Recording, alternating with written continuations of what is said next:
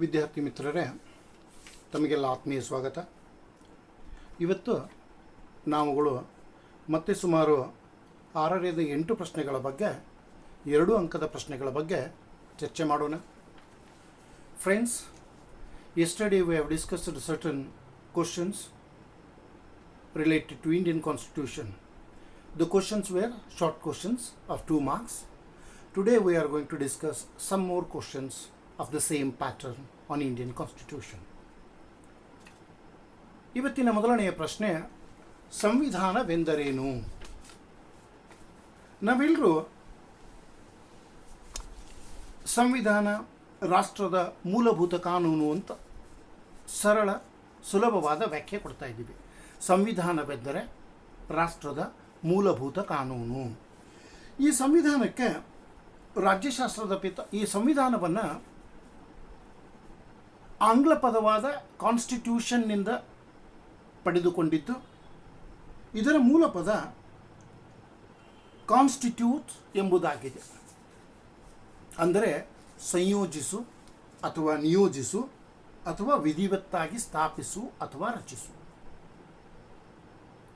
ಸಂವಿಧಾನದ ವ್ಯಾಖ್ಯೆಯನ್ನು ರಾಜ್ಯಶಾಸ್ತ್ರದ ಪಿತಾಮಹ ಅರಿಸ್ಟಾಟಲ್ ಈ ರೀತಿ ನೀಡ್ತಾರೆ: ರಾಜ್ಯದ ಆಡಳಿತ ಹಾಗೂ ಅಧಿಕಾರವನ್ನು, ಅದರಲ್ಲಿಯೂ ಪರಮಾಧಿಕಾರವನ್ನು ವ್ಯವಸ್ಥೆಗೊಳಿಸುವುದೇ ಸಂವಿಧಾನ. The first question for the day is, define constitution, or what do you mean by constitution?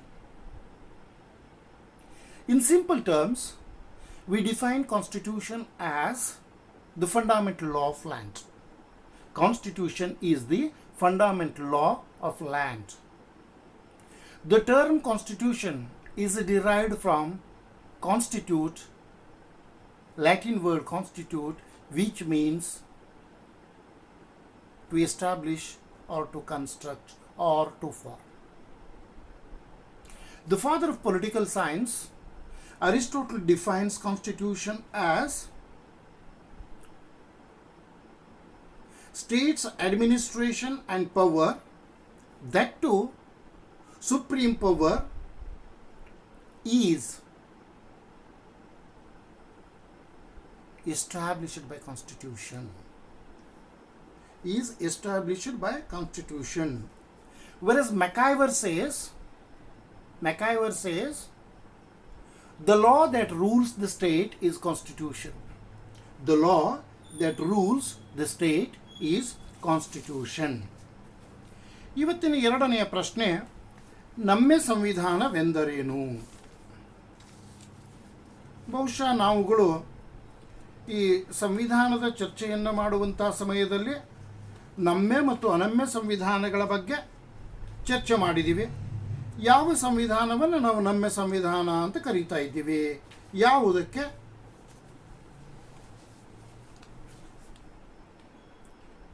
ಯಾವ ಸಂವಿಧಾನವನ್ನು ಸುಲಭವಾಗಿ ತಿದ್ದುಪಡಿ ಮಾಡಲು ಬರುತ್ತದೆಯೋ, ಯಾವ ಸಂವಿಧಾನವನ್ನು ಸರಳವಾಗಿ ಬದಲಾಯಿಸಲಿಕ್ಕೆ ಸಾಧ್ಯವೋ, ಯಾವ ಸಂವಿಧಾನವನ್ನು ತಿದ್ದುಪಡಿ ಮಾಡಲಿಕ್ಕೆ ವಿಶೇಷ ವಿಧಾನ ಅಥವಾ ಪದ್ಧತಿ ಇಲ್ಲವೋ ಅಂಥ ಒಂದು ಸಂವಿಧಾನಕ್ಕೆ ನಾವು ನಮ್ಮ ಸಂವಿಧಾನ ಅಂತ ಕರೀತಾ ಇದ್ದೀವಿ.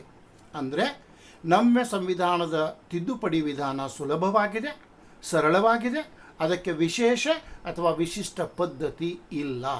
ಅಂಥ ಒಂದು ಸಂವಿಧಾನಕ್ಕೆ ನಾವು ನಮ್ಮ ಸಂವಿಧಾನ ಅಂತ ಕರೀತಾ ಇದ್ದೀವಿ. What is flexible constitution? A constitution which can be amended easily is a flexible constitution. There is no special procedure or method to amend that constitution. It can be amended simply like an ordinary law. That constitution is known as flexible constitution. ಮುಂದಿನ ಪ್ರಶ್ನೆ, ನಮ್ಮ ಸಂವಿಧಾನವೆಂದರೇನು? ನಿಮಗೆ ಈ ಕನ್ನಡದಲ್ಲಿ ಹೇಳುವಾಗ ನಮ್ಯ ಮತ್ತು ಅನಮ್ಯತೆ ಯಾವಾಗಲೂ ಸಮಸ್ಯೆ ಮಾಡ್ತಾ ಇದೆ. ನಮ್ಮೆ ಸಂವಿಧಾನ ಅಂದರೆ ಫ್ಲೆಕ್ಸಿಬಲ್ ಅಂತ ನಾವು ಹೇಳಿದ್ದೀವಿ. ತಿದ್ದುಪಡಿ ಸುಲಭವಿದ್ದ ಸಂವಿಧಾನ ಅಂತ ಹೇಳಿದ್ದೀವಿ. ತಿದ್ದುಪಡಿ ಸರಳವಿರುವ ಸಂವಿಧಾನ ಅಂತ ಹೇಳಿದ್ದೀವಿ. ಇನ್ನು ಮುಂದಿನ ಪ್ರಶ್ನೆ, ಅನಮ್ಯ ಸಂವಿಧಾನವೆಂದರೇನು? ಯಾವ ಸಂವಿಧಾನದ ತಿದ್ದುಪಡಿ ಕ್ಲಿಷ್ಟಕರವಾಗಿದೆಯೋ, ಪ್ರಶ್ನೆಗಳನ್ನು ಈ ರೀತಿ ಮಾಡ್ಕೊಂಡಿದ್ದೀನಿ ಕನ್ಫ್ಯೂಷನ್ ಆಗಬಾರ್ದು ಅಂತೇಳಿ. ಯಾವ ಸಂವಿಧಾನದ ತಿದ್ದುಪಡಿ ಕ್ಲಿಷ್ಟಕರವಾಗಿದೆಯೋ ಅಥವಾ ಕಠಿಣವಾಗಿದೆಯೋ ಅಂತಹ ಸಂವಿಧಾನವನ್ನು ನಾವು ಅನಮ್ಯ ಸಂವಿಧಾನ ಅಂತ ಕರೀತಾ ಇದ್ದೀವಿ. ಅಂದರೆ ಆ ಸಂವಿಧಾನವನ್ನು ತಿದ್ದುಪಡಿ ಮಾಡಲಿಕ್ಕೆ ವಿಶೇಷ ವಿಧಾನ ಅಥವಾ ಪದ್ಧತಿ ಇದೆ. ಆ ಸಂವಿಧಾನವನ್ನು ತಿದ್ದುಪಡಿ ಮಾಡುವ ವಿಧಾನವನ್ನು ಸಂವಿಧಾನದಲ್ಲಿ ಬರೆದಿಟ್ಟಿದ್ದಾರೆ. ಆ ವಿಧಾನಕ್ಕನುಗುಣವಾಗಿ ಸಂವಿಧಾನ ತಿದ್ದುಪಡಿ ಆದರೆ ಅದಕ್ಕೆ ನಾವು ಅನಮ್ಯ ಸಂವಿಧಾನ ಅಂತ ಕರಿತಾ ಇದ್ದೀವಿ. ಅಮೇರಿಕೆಯ ಸಂವಿಧಾನ ಅನಮ್ಯತೆಗೆ ಅತ್ಯುತ್ತಮ ಉದಾಹರಣೆ. ನಾನು ಹಿಂದಿನ ಪ್ರಶ್ನೆಯಲ್ಲಿ ಹೇಳಬೇಕಿತ್ತು, ನಮ್ಯತೆಗೆ ಅತ್ಯುತ್ತಮ ಉದಾಹರಣೆ ಬ್ರಿಟಿಷ್ ಸಂವಿಧಾನ. Next question is, what do you mean by rigid constitution? In simple terms, a constitution which is difficult to amend is a rigid constitution. When a special procedure or method is to be followed to amend a constitution and that method is difficult, then that constitution is known as rigid constitution. Rigid in the sense it is not easy to amend, it is not easy to change. American Constitution is the best example for rigidity. In earlier question I would have told that British Constitution is the best example for flexibility. ಮುಂದಿನ ಪ್ರಶ್ನೆ, ನ್ಯಾಯಿಕ ಪುನರ್ವಿಮರ್ಶೆ ಎಂದರೇನು? ಬಹುಶಃ ಇದನ್ನು ನಾವು ಕ್ಲಾಸ್ನಲ್ಲಿ ಚರ್ಚೆ ಮಾಡಿದ್ದೀವಿ. ಕ್ಲಾಸ್ನಲ್ಲಿ ಇದರ ಬಗ್ಗೆ ವಿವರವಾದ ಚರ್ಚೆ ಮಾಡಿದ್ದೀವಿ ಅಂತ ಅಂದ್ಕೊಂಡಿದ್ದೀನಿ.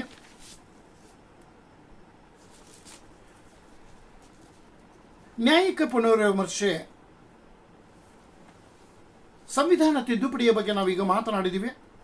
ಸಂವಿಧಾನವನ್ನು ತಿದ್ದುಪಡಿ ಮಾಡಿದ ನಂತರ ಸಂವಿಧಾನ ತಿದ್ದುಪಡಿ ಸಂವಿಧಾನದ ಮೂಲ ಉದ್ದೇಶಗಳಿಗೆ, ಮೂಲ ತತ್ವಗಳಿಗೆ, ಮೂಲ ವಿಚಾರಗಳಿಗೆ ವಿರುದ್ಧವಾಗಿದ್ದರೆ ಅಂತಹ ಪರಿಸ್ಥಿತಿಯಲ್ಲಿ ಆ ತಿದ್ದುಪಡಿಯನ್ನು ಸಂವಿಧಾನ ಬಾಹಿರ ಅಥವಾ ಅಸಿಂಧು ಅಂತ ಘೋಷಿಸುವ ಅಧಿಕಾರ ನ್ಯಾಯಾಂಗಕ್ಕೆ ಇದೆ. ಅಂದರೆ ತಿದ್ದುಪಡಿ ಸಂವಿಧಾನ ಮೂಲ ಉದ್ದೇಶಗಳ ವಿರುದ್ಧವಾಗಿದ್ದರೆ, ಸಂವಿಧಾನದ ಚೌಕಟ್ಟನ್ನು ಮೀರಿದ್ದರೆ, ಸಂವಿಧಾನದ ಮೂಲ ಆಶಯಗಳಿಗೆ ವ್ಯತಿರಿಕ್ತವಾಗಿದ್ದರೆ ಅಂತಹ ಒಂದು ತಿದ್ದುಪಡಿಯನ್ನು ಅಥವಾ ಸರ್ಕಾರದ ಕ್ರಮ ಸಂವಿಧಾನಕ್ಕೆ ವಿರುದ್ಧವಾಗಿದ್ದರೆ ಅಂತಹ ಒಂದು ಕ್ರಮವನ್ನು ಸಂವಿಧಾನ ಬಾಹಿರ ಅಥವಾ ಅಸಿಂಧುವೆಂದು ಘೋಷಿಸುವ ಅಧಿಕಾರ ಸರ್ವೋಚ್ಚ ನ್ಯಾಯಾಲಯ ಮತ್ತು ಉಚ್ಚ ನ್ಯಾಯಾಲಯಗಳಿಗೆ ಇದೆ.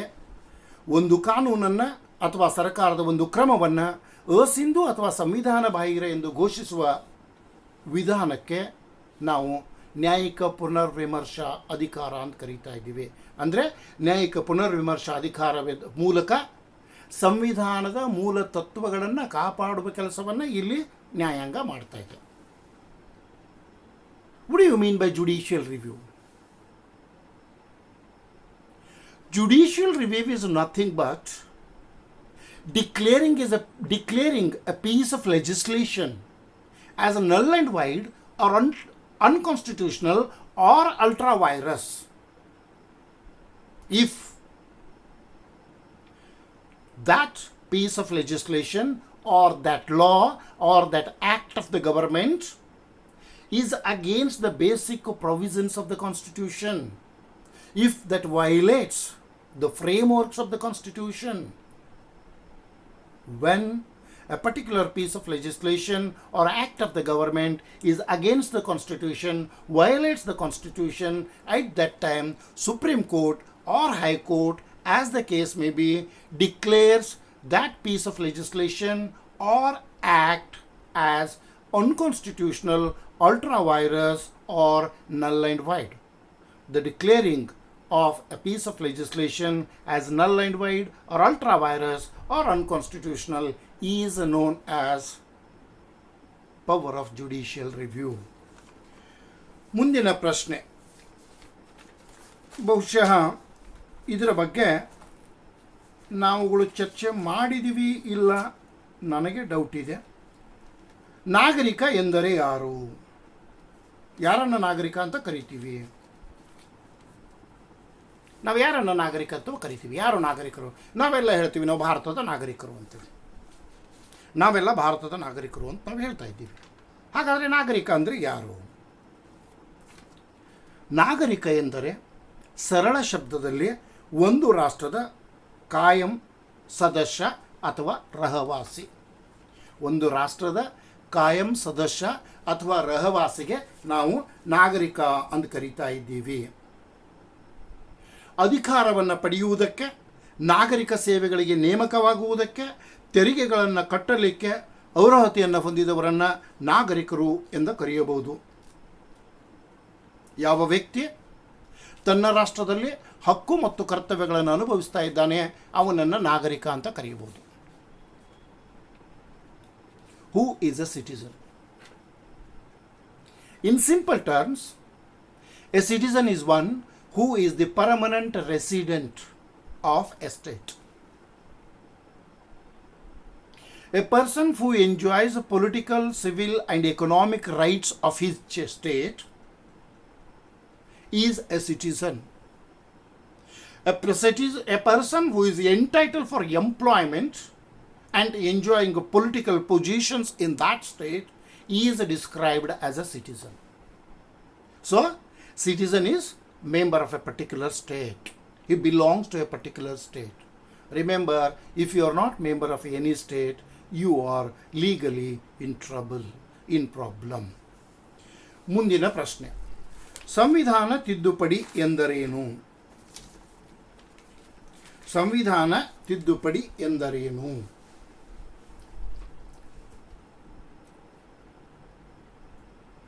ಒಂದು ರಾಷ್ಟ್ರದ ಸಂವಿಧಾನವನ್ನು ಒಂದು ನಿರ್ದಿಷ್ಟ ಸನ್ನಿವೇಶ, ಪರಿಸ್ಥಿತಿ, ಪ್ರಸಂಗದಲ್ಲಿ ರಚನೆ ಮಾಡ್ತಾರೆ. ಆ ಪರಿಸ್ಥಿತಿ, ಪ್ರಸಂಗ ಮತ್ತು ಸನ್ನಿವೇಶಕ್ಕೆ ಹೊಂದಿಕೊಳ್ಳುವಂಥ ಸಂವಿಧಾನವನ್ನು ರಚನೆ ಮಾಡಿರ್ತಾರೆ. ಕಾಲಾನುಸಾರವಾಗಿ ಪರಿಸ್ಥಿತಿ, ಪ್ರಸಂಗ ಮತ್ತು ಸನ್ನಿವೇಶಗಳಲ್ಲಿ ಬದಲಾವಣೆಗಳಾಗ್ತಾ ಇದ್ದಾವೆ. ಆ ಬದಲಾವಣೆಗಳಿಗೆ ತಕ್ಕಂತೆ ಸಂವಿಧಾನದಲ್ಲಿ ಬದಲಾವಣೆಗಳನ್ನು ತರುವುದಕ್ಕೆ ನಾವು ಸಂವಿಧಾನ ತಿದ್ದುಪಡಿ ಎಂದು ಕರೆಯುತ್ತೇವೆ. ಭಾರತದ ಸಂವಿಧಾನ ಯಾವ ರೀತಿ ತಿದ್ದುಪಡಿ ಮಾಡಬೇಕೆನ್ನುವುದನ್ನು ಸಂವಿಧಾನದ 368ನೇ ವಿಧಿ ಹೇಳ್ತಾ ಇದೆ. ನಮ್ಮಲ್ಲಿ 3 ಪ್ರಕಾರದ ತಿದ್ದುಪಡಿ ವಿಧಾನಗಳಿದ್ದಾವೆ: ಸರಳ ಮತ್ತು ಬಹುಮತ, ವಿಶೇಷ ಬಹುಮತ, ವಿಶೇಷ ಬಹುಮತ ಮತ್ತು ರಾಜ್ಯಗಳಿಂದ ಅನುಮೋದನೆ. What is amendment of the Constitution, or what do you mean by amendment?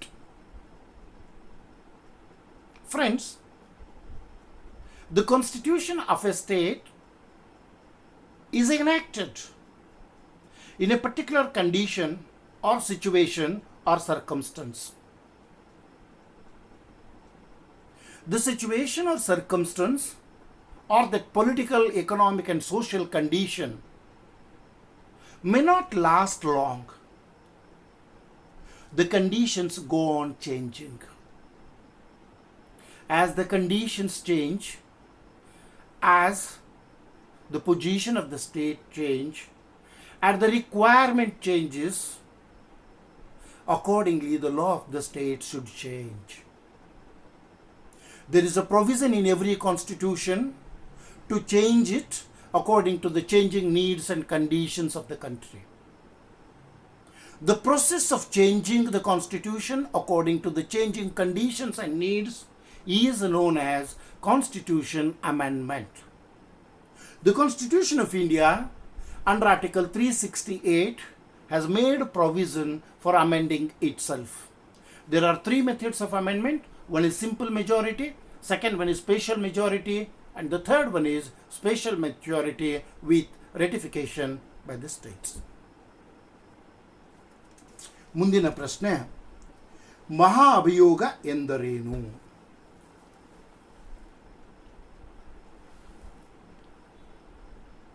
ರಾಷ್ಟ್ರಪತಿಗಳನ್ನು ಆಯ್ಕೆ ಮಾಡಿರುತ್ತಾರೆ.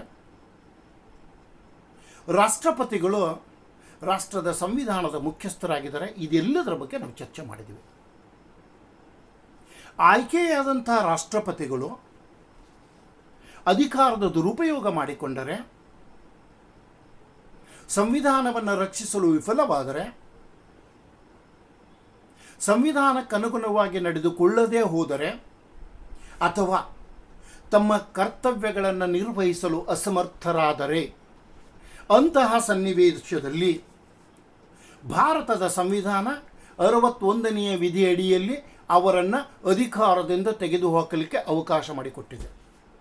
ಅವರು ಅಸಮರ್ಥರು ಅಂತ ಕಂಡು ಬಂದಾಗ, ಅವರು ತಮ್ಮ ಅಧಿಕಾರವನ್ನು ಚಲಾಯಿಸಲಿಕ್ಕೆ ಸಾಧ್ಯವಾಗದೇ ಇದ್ದಾಗ, ಸಂವಿಧಾನವನ್ನು ರಕ್ಷಣೆ ಮಾಡದೇ ಇದ್ದಾಗ ಅವರನ್ನು ಅಧಿಕಾರದಿಂದ ಕೆಳಗಿಳಿಸುವ ವಿಧಾನಕ್ಕೆ ನಾವುಗಳು ಮಹಾಭಿಯೋಗ ಎಂದು ಕರೆಯುತ್ತೇವೆ. ಸಂವಿಧಾನದ 61ನೇ ವಿಧಿ ಇದಕ್ಕೆ ಅವಕಾಶ ಮಾಡಿಕೊಡ್ತಾ ಇದೆ. What do you mean by impeachment? Impeachment is nothing but it is a process of removing the President of India. Under Article 61 of the Indian Constitution, the President of India can be removed from his office on the proved grounds of incompetence, incapability of discharging his duties, or anything like that. The process of removing him from the office is known as impeachment, and Article 61 gives scope for it.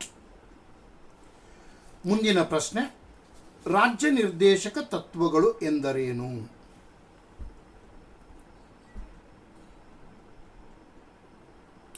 ಭಾರತದ ಸಂವಿಧಾನದ 4ನೇ ಅಧ್ಯಾಯ ರಾಜ್ಯ ನಿರ್ದೇಶಕ ತತ್ವಗಳ ಬಗ್ಗೆ ಮಾತನಾಡ್ತಾ ಇದೆ.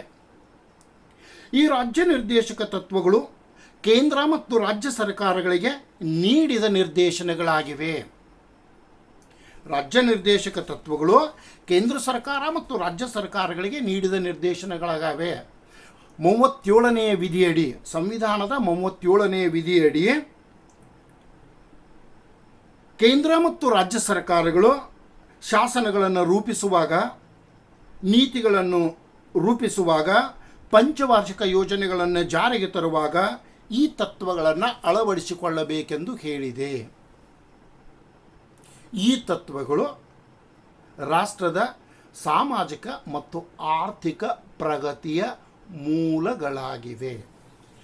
ಎಂತಹ ಸಾಮಾಜಿಕ ಮತ್ತು ಆರ್ಥಿಕ ನೀತಿ ಮತ್ತು ಧೋರಣೆಗಳನ್ನು ರೂಪಿಸಬೇಕೆಂಬುವ ನಿರ್ದೇಶನಗಳನ್ನು ಇವುಗಳು ಸರ್ಕಾರಕ್ಕೆ ನೀಡ್ತಾ ಇದ್ದಾವೆ. What do you mean by directive principles of state policy? The 4th chapter of the Indian Constitution deals with the directive principles of state policy. These are the directions given to the state and central government. These are the directions given to the state and central government in formulation of policies and programs, in making laws, in implementing the governmental policies and programs. Article 37 clearly says these are the guidelines for the government to formulate and implement laws and policies.